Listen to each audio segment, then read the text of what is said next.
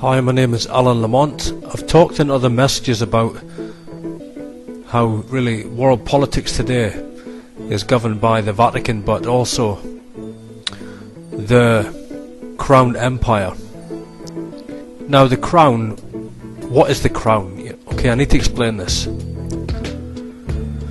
The modern world of the so-called Western civilization, began at the end of the 17th century with the blossoming of the British Empire. That empire actually began several hundred years earlier with the establishment of the City of London, which is now an 800-year corporation that controls finance from an entity called the Crown. And this entity is the creator and controller of the Bank of England, the US Federal Reserve. Also controls the World Bank, the IMF, the International Monetary Fund, the European Union, and various cartels and corporations across the earth. The Crown identity is kept most secret, and the Crown Bank of England really took control and assumed control of the United States during the Roosevelt administration in 1901 to 1909, when its agents, who were really Crown agents, JP Morgan, they took over 25% of American business. The Crown has never really been the King or Queen of England since the establishment of the corporate body, but the British monarchy does rule Parliament in Great Britain, and it is really a figurehead for the Crown, so it does have power through a Vatican knighthood called the Order of the Garter. But the Crown is not the King or Queen of England. They are just figureheads for the Crown, and they are really just an established monarchy of this corporate body.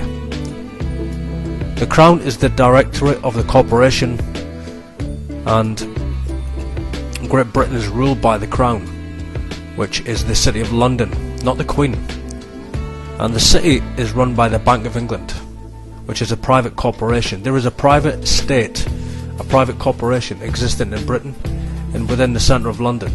And this city is a sovereign state located in the heart of Greater London. It became a sovereign state in 1694 when King William III of Orange privatised and turned the Bank of England over to the Vatican banksters, and they are today the Knight Templar Vatican knights that rule the financial world. And this city, this corporation, this Crown, is not subject to British law, but it has its own courts, own laws, its own flag, its own police force, exactly like the Vatican City State and Washington DC Columbia. It's also separate from the Metropolitan City Crown Corporation.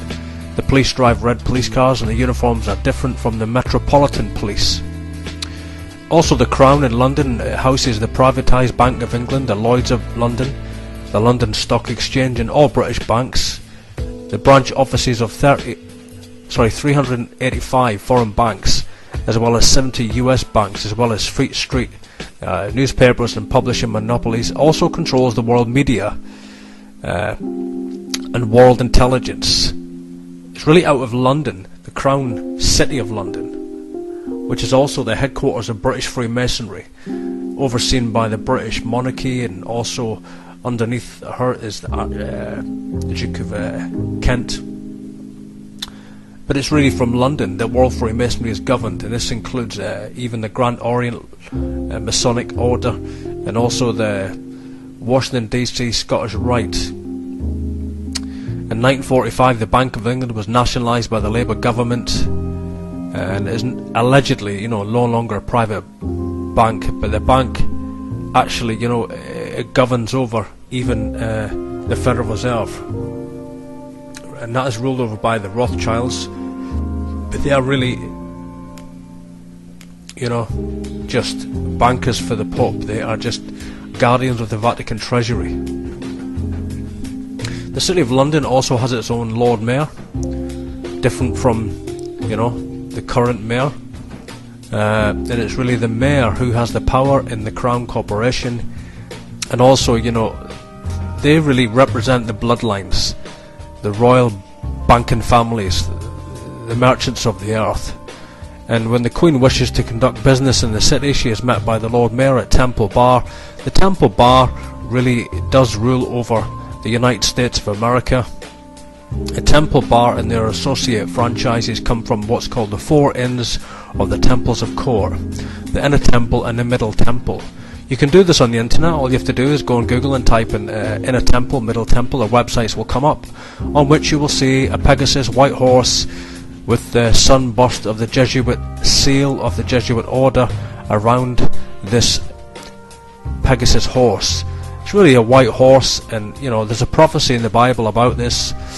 In Revelation 6 verse 2 it talks about the Antichrist. It says, I saw and behold a white horse, and he that sat on him had a bow, and a crown was given unto him, and he went forth conquering and to conquer. Revelation 6 verse 2.